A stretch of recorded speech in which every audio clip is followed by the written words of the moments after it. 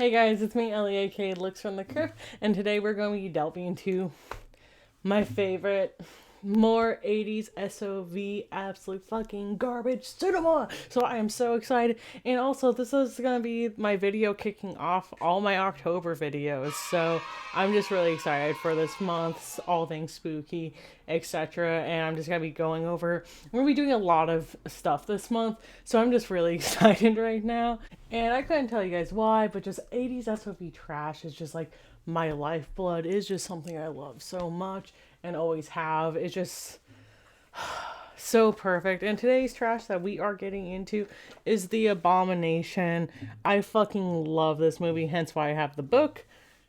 I have a bootleg VHS of it, and I also have a framed poster in my hallway that my partner got me for our anniversary.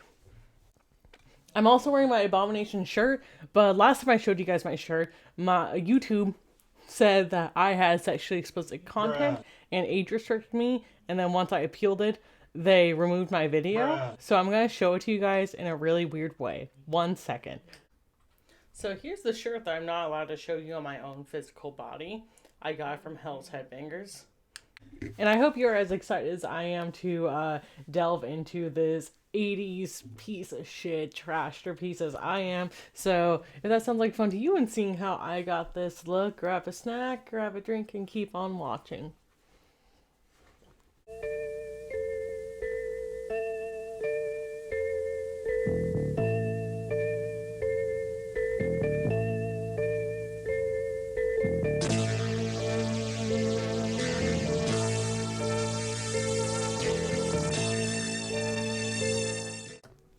So you guys remember like that period in time during like rap, during like the 2010s when they would play like a snippet of a song before they would actually get into the song, and the first thing that comes to mind for me is Camo by 6ix9ine. Niggas envy, got the stiffy. So the Abomination does that, but they show you like the Spark Notes version of the entire fucking movie before they even get to watch it for yourself. So needless to say, given that information, we are off to a great start with the Abomination. So once our movie officially opens up, it starts out with our main protagonist, Cody. If I'm being honest, I can't remember if Cody's actually his name or if that was the name I gave him, which I do a lot, and it fucks me up. I will assign names to the characters in movies, or even fucking my coworkers and shit, to the name that I think suits them better, which is really bad and really confusing, but it is what it is. Anywho, Cody, he's conversing with his psychologist about what's going on. So we are getting the ending that, he's telling us the story of how we got here kind of thing. And he's conversing with him about how he's been taken over by a biblical demon that is called the Abomination that he must feed to satisfy. As you watch Cody in this flashback take this woman out of a graveyard, drag her out so he can murder her because he cannot murder her on holy ground since it's a biblical demon? Question mark. Not gonna lie, this feels a little familiar. Let's take a trip down memory lane on my channel.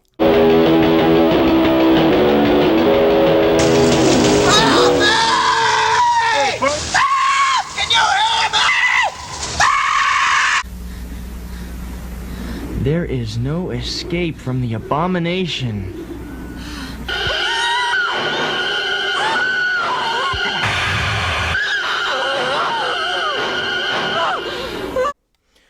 Yeah, I can understand. That's what my friends say about me when it's my turn to pick the movies for movie night. At this point, the therapist or psychologist, whatever the fuck, asks Cody to start from the top, seeing as this is the end of our story.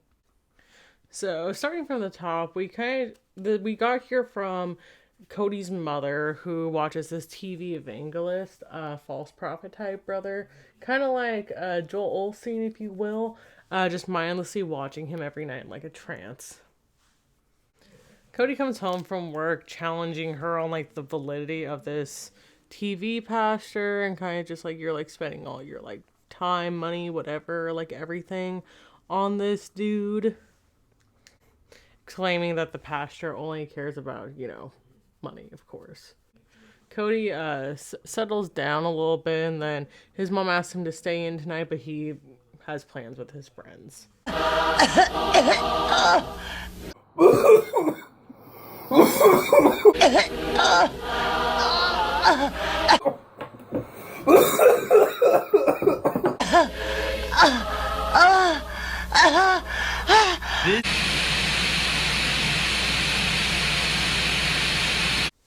Dude, it's cool. She's just doing the 1 gram dab challenge.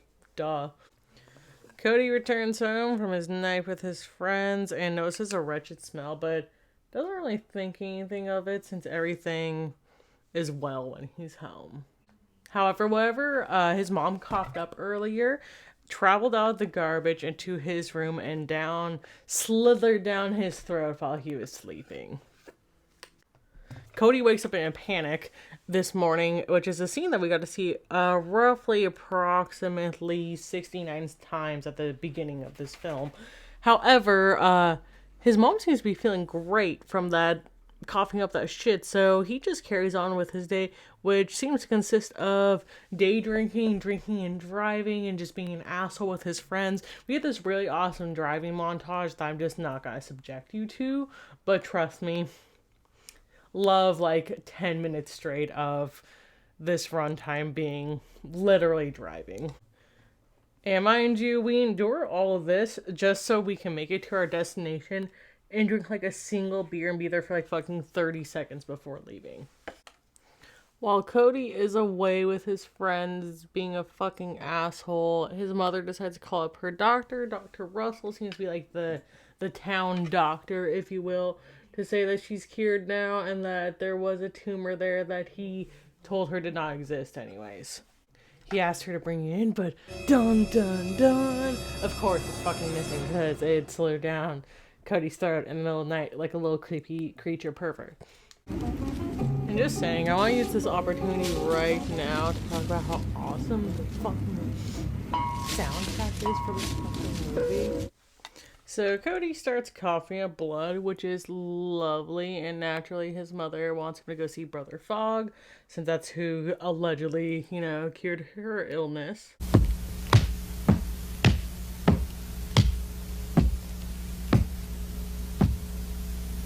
Okay, but those fucking footsteps, am I like the only person hearing that shit? So Cody, naturally, isn't feeling well, so he makes a house call to Dr. Russell and explains to him how he's feeling, that he's been coughing up blood. Generally just does not fucking feel good and feels like there is something swimming inside him. At this time, there are no answers for Cody. It's just, he just advised to take it easy, which is kind of just fucking typical for doctors, let's be honest. Yeah, what up, YouTube? What up?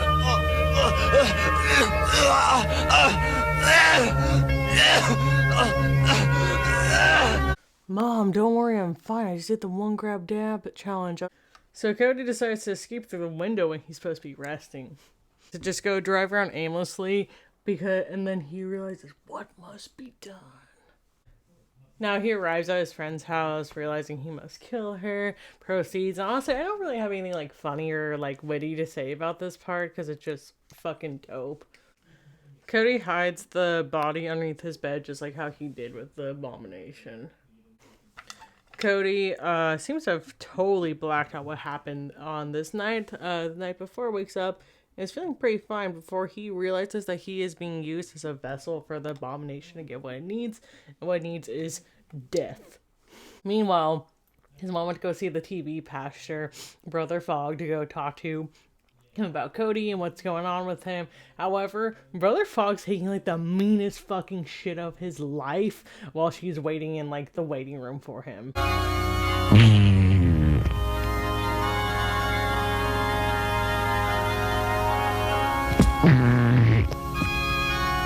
Which I think this is honestly really funny.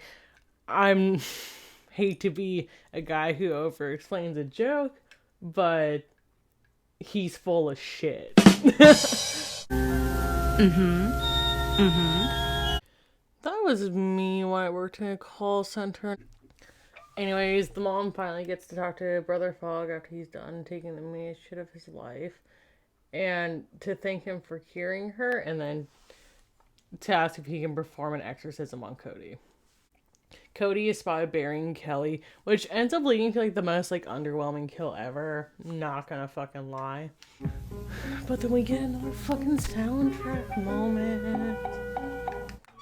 And honestly, this is practical effects at its best, and it's so surreal. I just fucking love it. Like, this is just like the most like unhinged, like, there's something about like practical effects done in this super like weird, like dreamlike way that just makes it feel so surreal that I'm always a sucker for. And you'll see this a lot in like SOV films, like the Abomination things that we've already talked about in here, so, etc.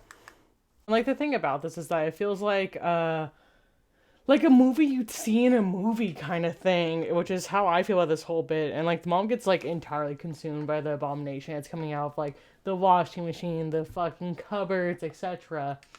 Another awesome thing I want to point about this whole scene is that the mother, her screams or whatever, it's the same screams over and over replayed, like, 69 fucking times. We didn't talk about this. It should be obvious from the clips I've shown you that this entire movie's fucking dubbed. Another, like, SOV thing that, like, I'm just a fucking sucker for. Now, of course, Cody is set out to go seek out the pastor, and somehow he's aware of the fact that the pastor is just constantly, like, fucking shitting his brains out because he's full of shit, you know? And puts the abomination in the toilet.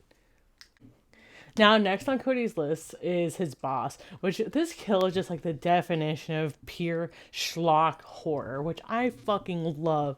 And the thing that's really funny about it, so I have the Abomination book that has some like reviews and like explanations and stuff, and the only reason why this scene came to be is because like the director creator had like a strong vision of a scene of like somebody of like an afro going through like a fucking wood chipper or whatever it is, and that's exactly what we get.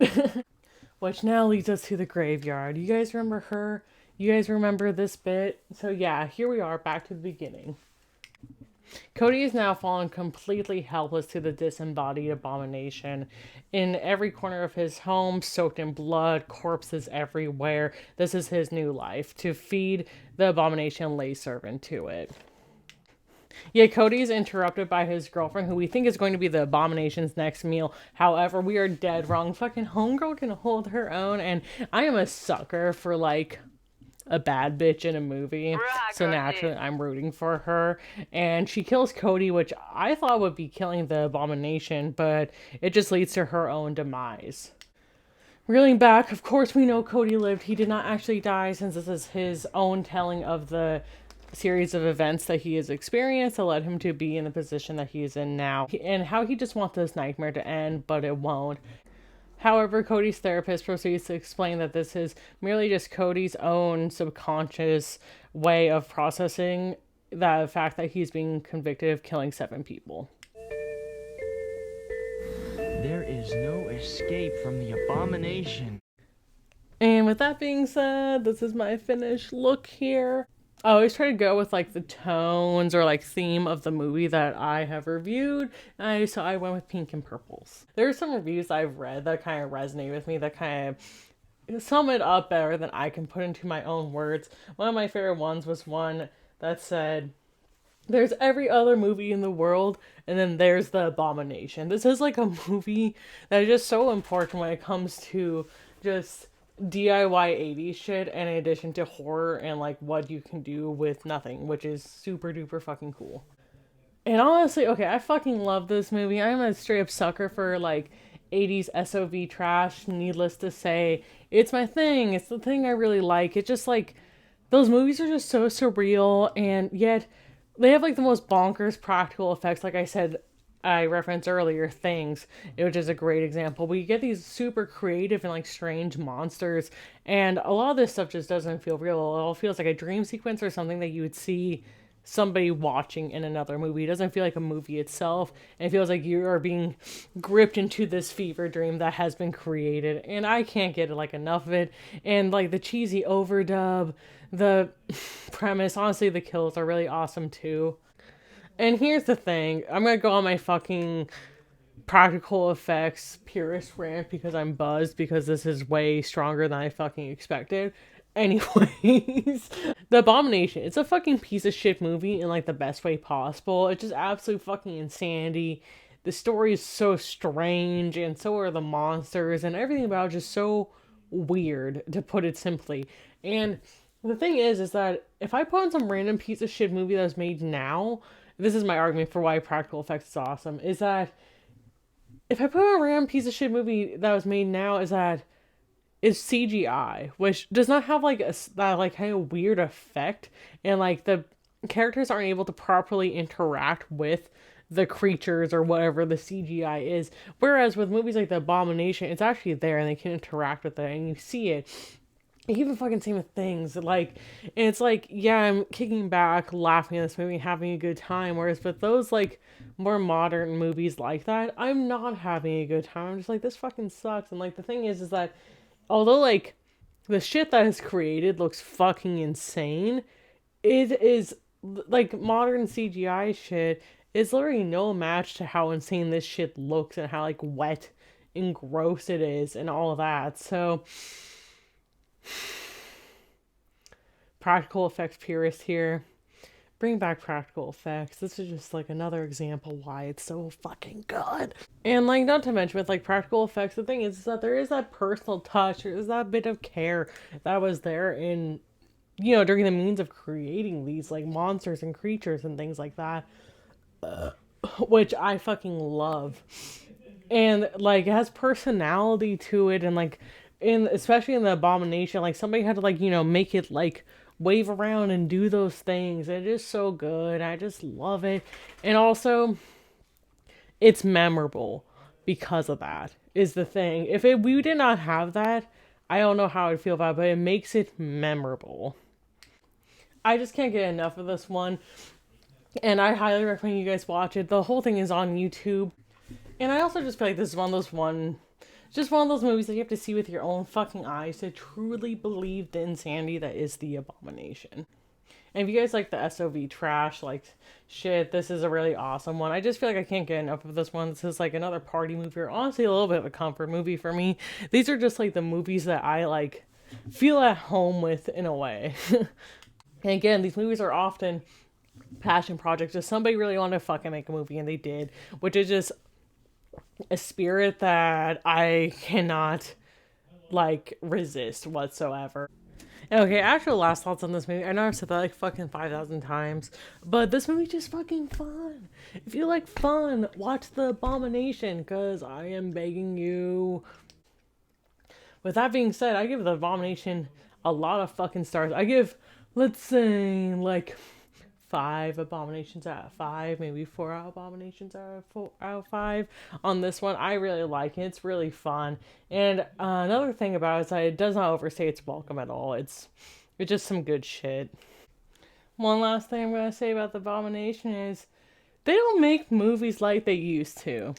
That's all I gotta fucking say. And thank you guys again for watching this. This is my kickoff into fucking October. Whoa. Oh, yeah, baby. That's what I've been waiting for. That's what it's all about. Woo! This is my kickoff into October, which should be no surprise to you guys, but October is my favorite month. It's fucking spooky season, and I can't get enough of it. So I am planning on getting numerous videos out to you guys this month, just so we can have some fun, talk about movies, and all that good stuff. So thank you guys so much for watching. All my socials and all that good stuff will be listed down below, in addition to all the products I had used on my face during today's Get Ready With Me. Thank you guys so much for watching. This is me, Ellie, aka Looks from the Crypt, and I am out.